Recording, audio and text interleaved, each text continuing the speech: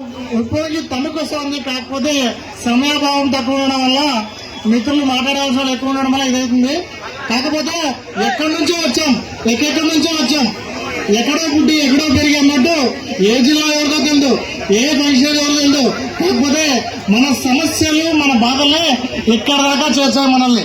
కాకపోతే మనం ఇప్పటిదాకా ప్రభుత్వంతో ప్రభుత్వ ఉద్యోగిగా పొందాల్సిన సౌకర్యాలు కానీ సదుపాయాలు కానీ ఏ ఒక్కటి పొందలేదని మనం ఇక్కడ దాకా రోడ్డు ఎక్కి నినదించాల్సిన పరిస్థితి మనకి ఏర్పడింది. కాబట్టి మిత్రులారా, ఎవరు చెప్పినా ఎందరు చెప్పినా ఒకటే, మన సమస్యలు అందరికీ రావాల్సిన శిక్ష ఉండాలా, అందరికీ రావాల్సిన ప్రమోషన్లు కావాలా, వివిధ అంశాల్లో మనం చాలా వరకు వెనుబడి ఉంటాం. కాబట్టి మన సమస్యలన్నీ తీరాలని చాలా చక్కగా మీటింగ్ ఆర్గనైజ్ చేశారు. సో ఇంతవరకు అందరూ ఇచ్చేశారు కాబట్టి తర్వాత కూడా మన మీటింగ్ చాలా చక్కగా కొనసాగాలని. సమస్యలు ఎన్నో ఉన్నాయి, కాకపోతే సమయాభావంలో సవాళ్ళు వస్తున్న వల్ల మీ వచ్చిన వాళ్ళందరికీ ఉద్యమాభివందనాలు తెలియజేసుకుంటూ థ్యాంక్ యూ ఫ్రెండ్స్.